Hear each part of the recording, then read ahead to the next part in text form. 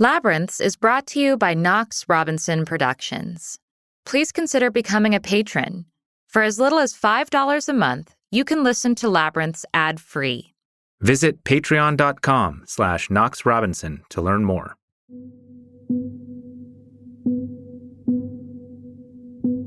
Welcome back, listeners.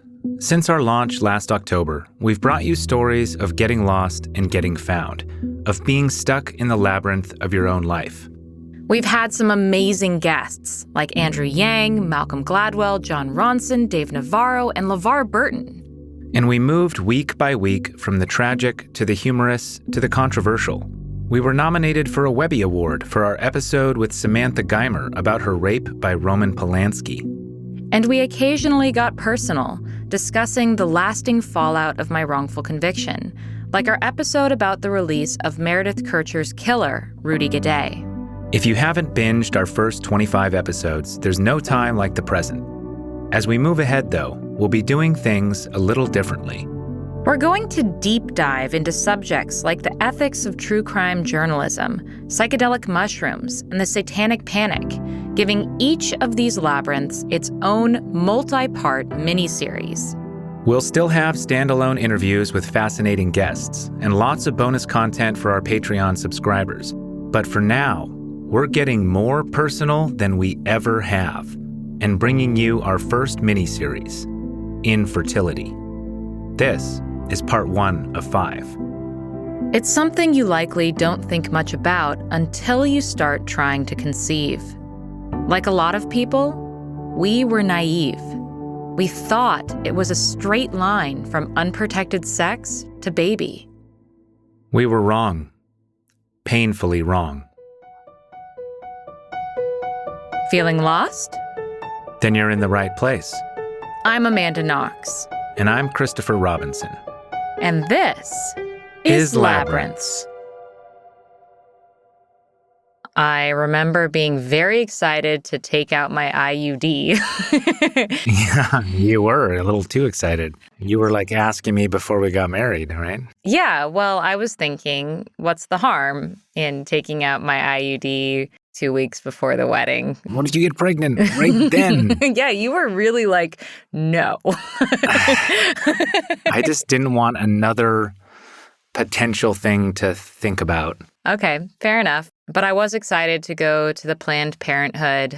That was where I went to go make sure that things were going all right. It's where I got prescribed birth control. Yeah, it's the place you went to make sure that you didn't have babies. Exactly. It's a place that I relied on, that I still think of fondly because I really appreciated how they were there for me in that period of my life where I'm a sexual being, but I'm not ready to be a mom, and they were always there for me. And every time I went in to get a prescription refilled or something like that, they always checked in and they were like, how are you doing emotionally? How are your relationships? How are your partnerships? So I felt really supported by Planned Parenthood. I'm so grateful for Planned Parenthood. And then to like finally be able to go and be like, you remember how you're called Planned Parenthood?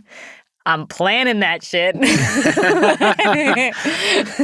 So that was a really great feeling. And of course, you know, the doctor's like, oh, exciting, congratulations. Then we had the whole IUD debacle. I know, it broke as they were trying to take it out. Yeah, they were like, oh, it's this easy procedure, no problems. And then they were like, oh, crap, you're going to have to go downtown to this specialist who's going to like fish it out. It felt like when you drop like a screw behind the washing machine and you're like, oh no, get a coat hanger with a magnet on it. Well, let's see if shine the light, you know? Yeah, exactly. So already that was like, that was more hard than it should have been. But it's not like that was a foreboding of things to come kind of thing. It was just sort of a weird blip. But that blip taken care of, it was time to get down to business. Naturally, or perhaps unnaturally, we busted out the recorder to talk to our future child. Hello. Hello. Wow, we're about to make you. Or at least try.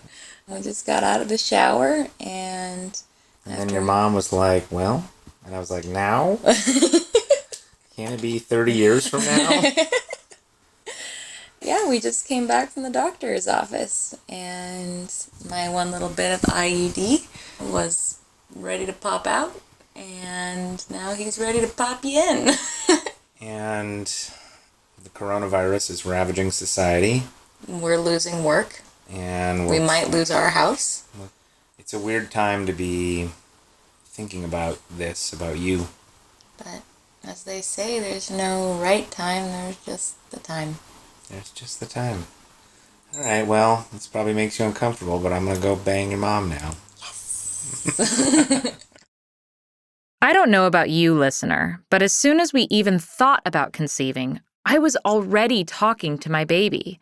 I was recording messages he or she would see someday. Honestly, imagining how embarrassed they'd be was part of the fun. Oh, man.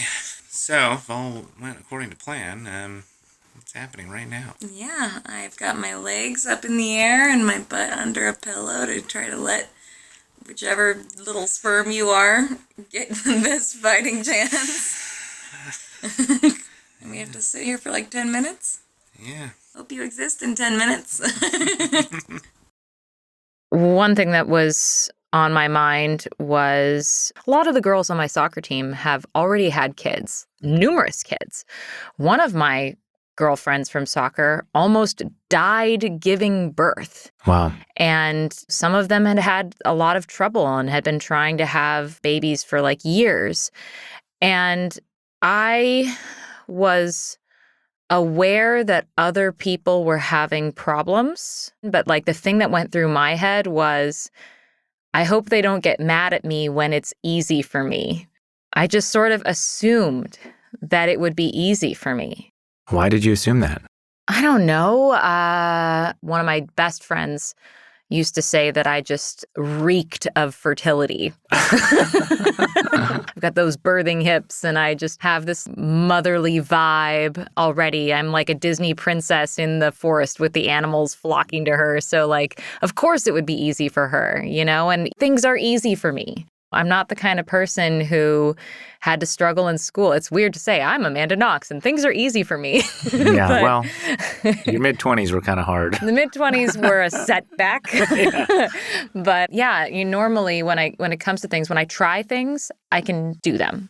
And lo and behold, we got pregnant very fast. Gosh, do you remember seeing that pregnancy test? Yes, I do, because we were at my mom's house. I peed on the stick and then I set it on the table and I was waiting for it to do the results. She looked before I saw it. She looked before you did. Yeah. and she went, "Oh!" And I was like, "Mom, Chris is right out across the room." But it was positive. Yeah. And of course I'm thinking, yay, of course it's positive. Why wouldn't it be? Because we're doing everything right. And so we started living in the future as parents. We're pregnant. Yeah, that's weird, isn't it? Like I've never been pregnant before, and now I am. That's cool. We're gonna have a baby. Do you think that he or she is going to have your nose or my nose? I do have a pretty prominent nose. I have a cute little button nose. Do you think they're gonna have blue eyes or brown eyes? And then from there, we had to wait until our first ultrasound. But meanwhile, we're already getting the baby room set up. Yeah, we started painting that big mural on the baby room wall. That was a really fun, big project. How long did we work on that? A month. Yeah. Every night sitting in the baby room painting this mural of an otherworldly alien planet on the other end of a Stargate portal. Yeah. And then also painting the mountain landscapes on the side. Yeah. We were nesting hard. We're the kind of people where that baby room is going to be decked out. Yeah. Months before baby comes. Yeah. Sometime around there, Mother's Day is coming up. Yes. And we're thinking, do we tell people it's early? But let's tell our moms. Let's tell our families. Yeah. I cross-stitched little fetuses. Yeah. 3-inch little circular cross stitch with a cute little fetus image. And I framed them. And then on Mother's Day, we gave our parents these little gifts. Another one? Are you pregnant? Yeah.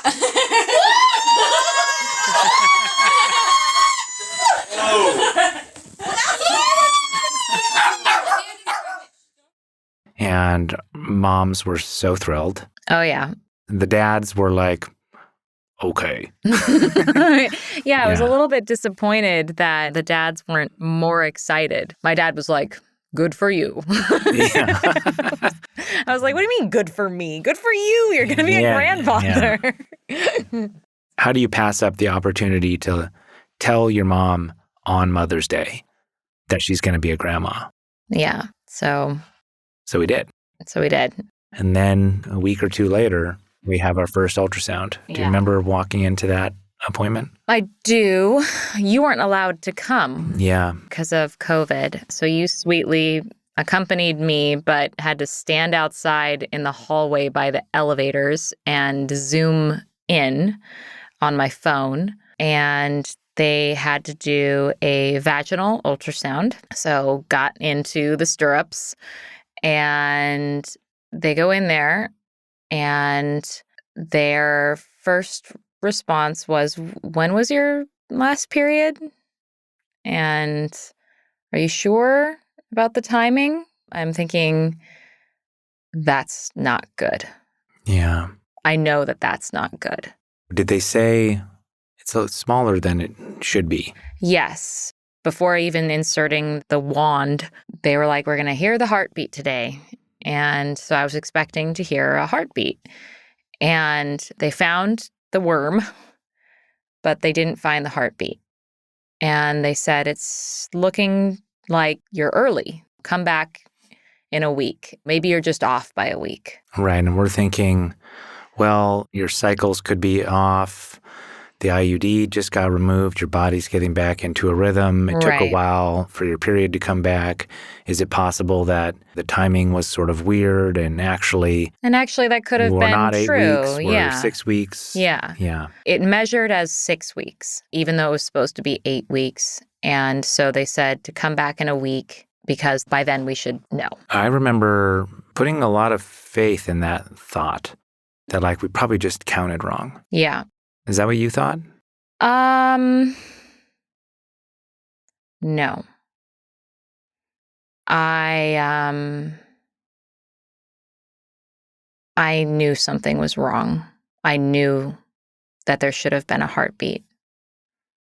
And I kind of got the feeling that the technician knew and didn't want to tell me. I even called up one of my girlfriends. They were like, how did it go? And I was like, well, this happened. And my girlfriend who had gone through struggles was like, oh.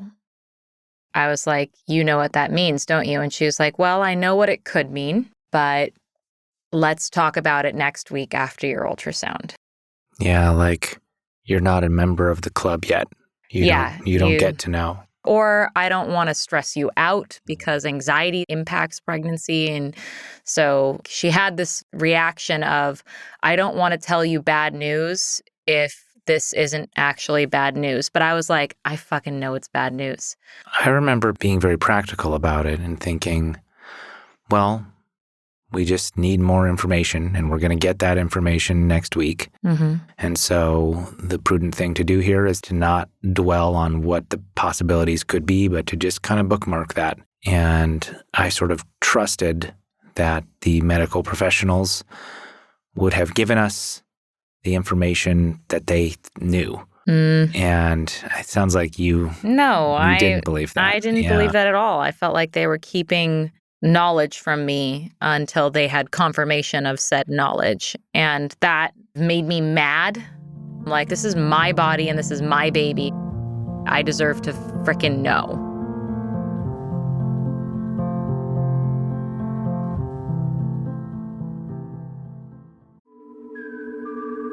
We could give you lots of reasons to support Labyrinths on Patreon, including ad-free episodes and exclusive patron-only content.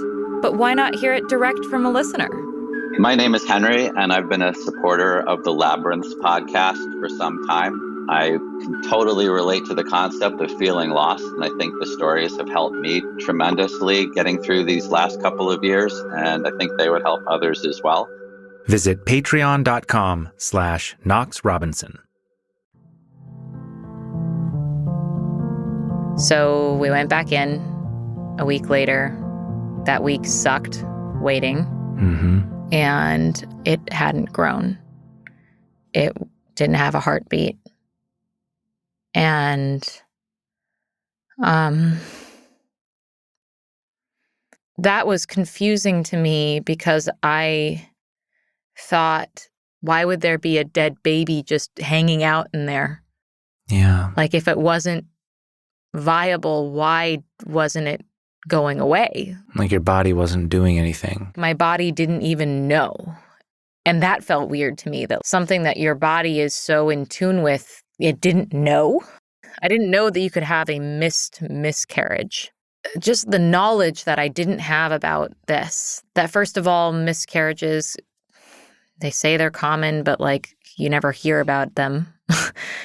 And the fact that like your miscarriage can have so many different forms, I just figured that a miscarriage just kind of happens. Like it's not something that you would start bleeding. Like and I wasn't bleeding. For all intents and purposes, I was pregnant with something that was just not growing. Right. And they were like, well, your body will probably figure it out sooner or later, but it could take weeks. And if you wait, it becomes a more invasive procedure. A DNC is more invasive than a pill-based miscarriage. So they recommended that I induce it. And I remember they gave me 3 prescriptions. One prescription was for the pill that I was going to ingest. The second was for the pill that I would insert into my vagina to make myself bleed. And then the third, it was pain medication.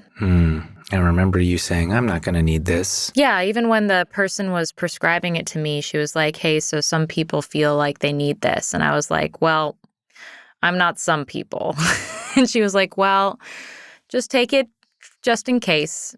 And I remember going to the pharmacy and not even being sure if I wanted to give them the prescription for the pain one, because I was like, I don't know if I want crazy pain meds in my house. Like, I don't know. I just have like weird vibes about that. But I thought, just in case, I'm sure it's probably just going to be an ibuprofen kind of thing, but like a bad period. And my periods aren't bad. So I was like, okay, I'm going to have my first bad period. Yeah. And it'll be an ibuprofen kind of deal. And I remember at the pharmacy picking up the stuff, and the pharmacist has to ask you, have you ever used this before? Do you need help?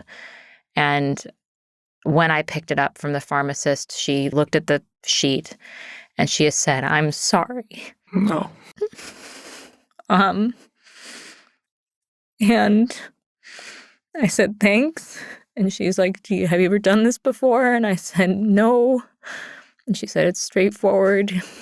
This is the one you ingest. This is the one that you put inside.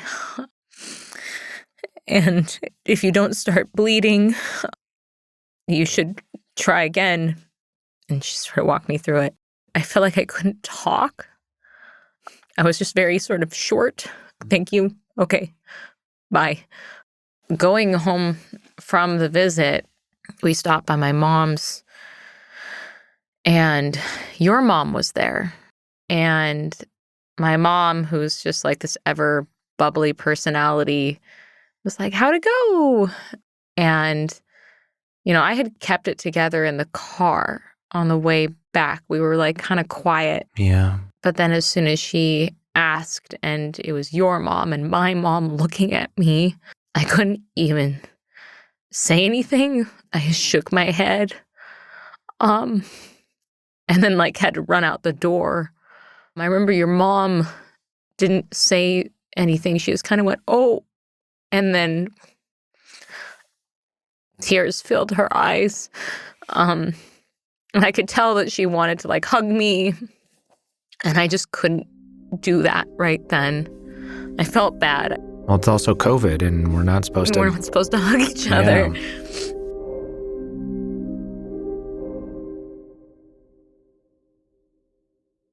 I went into the bathroom to take the pills, and then I just kind of laid on the bed and waited for something to happen. And I didn't take the pain medication. I thought that was absolute last resort, probably not going to need that kind of thing.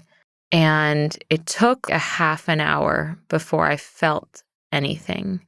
But abdominal pain like I've not experienced before. I was shaking. You're so usually tough. You don't take ibuprofen even. Mm-hmm. So I'm used to seeing you just kind of shirk things off. And you were crumpled. You were racked with pain and crumpled, and it was kind of shocking to me to see you that way. I didn't know what I could do. I just laid down next to you. Yeah, you tried to cuddle me. You were trying to like keep me warm because I was shaking. Yeah. And eventually I was like, I can't take this anymore. I need to take pain medication. So you went and got it for me, and I took some, and then it was like another half an hour before that kicked in, and I was able to stop just shaking from pain. And then for like 2 days, I was birthing blood, wads of blood, not like a period at all. Yeah, I wasn't in the bathroom when that was happening. I didn't see that. Was that emotional? So I'd read stories about people having to like go through the toilet and try to fish out the embryo. And I'm grateful that we didn't have to do that. But I do remember the biggest clump was about the size of a plum. Ooh. There were smaller clumps that came out. And every time I went to the bathroom to do that, I saw those clumps, I kept thinking, is that the baby? Is that the baby? Is that it? Where is it in all of this? And I did feel incredibly disappointed that that was the story of my first ever pregnancy.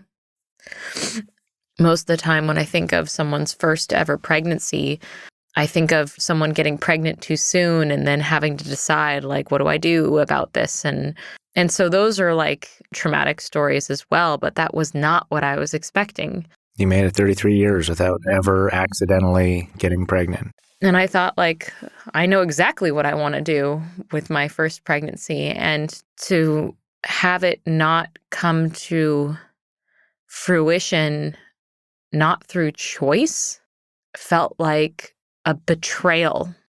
Like, why? Do I have bad eggs and I just never knew?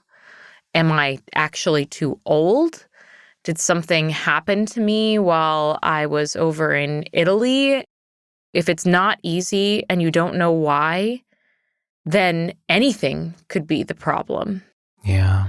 And it's frustrating how little information you have at any point in the process. And then, your period doesn't even come back. And they're also saying, give yourself time. And I'm like, I don't want time. I want to get back on track. Yeah. Why can't my body just work? I mean, how did you feel when we were trying again? I mean, it feels like trying more. Until you've failed at something, you don't know what it's like to lose. And we started off with an L. Yeah, that's hard. But I'm also the kind of person who takes failure as a impetus to try harder. I can't tell you how many short stories and poems that I submitted to magazines that got rejected, and I've got half a dozen unpublished novels sitting in files on my computer that no one would publish. I've failed a lot at a lot of things, at things that really matter to me and at things that I think I'm really good at.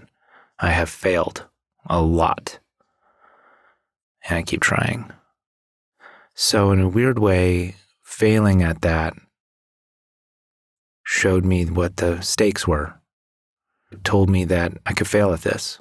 Now I can fail better, as Samuel Beckett said.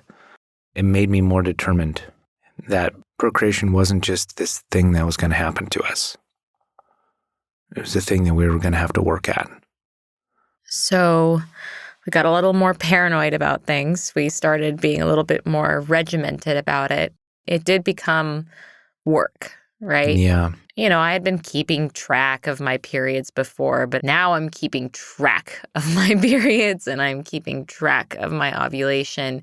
And we are not touching a drop of alcohol, no excuses, remove all variables.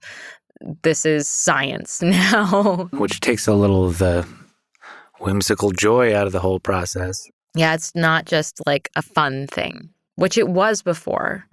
Like, it was fun making the baby room, and it was fun to, like, fuck like bunny rabbits. And when your period does come back and when we do get back on the rails, then it's like, okay, we're doing it. We're doing it right. Negative. Negative. Negative. Negative. And months go by with negatives. So it's been 1:54 since I started filming. I'm trying not to be disappointed if it's negative. I'm trying not to freak out if it's positive. Yeah, I hope it's positive, though. No, I think it's probably time to look. Negative. So it's negative, I think. Yep.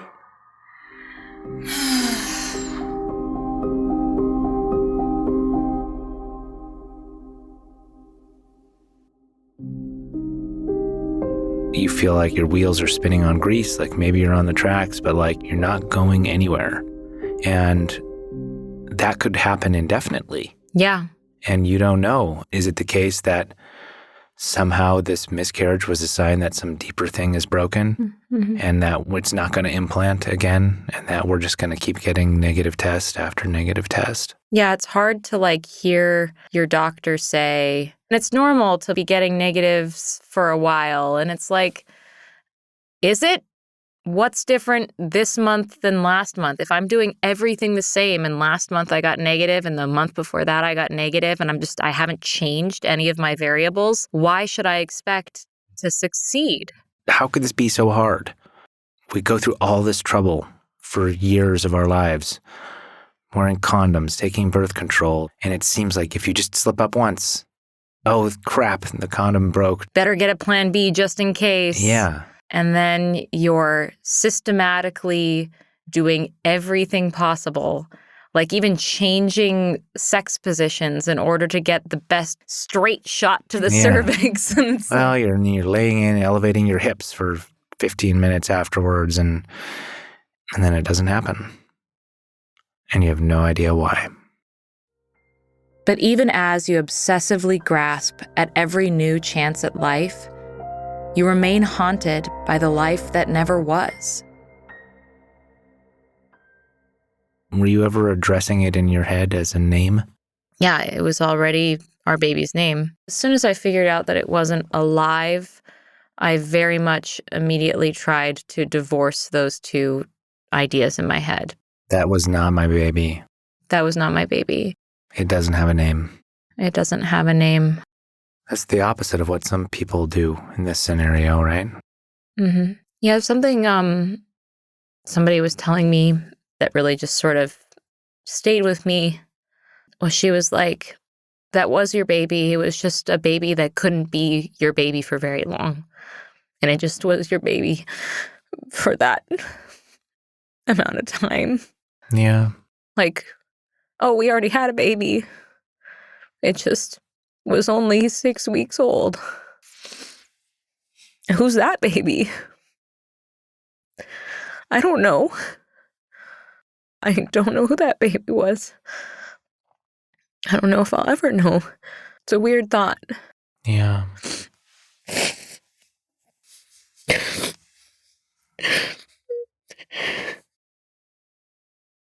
We sat with the miscarriage for a while, trying and failing to be okay.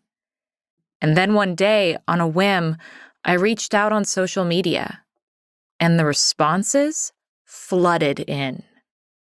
We had felt so alone, but we weren't alone in feeling alone.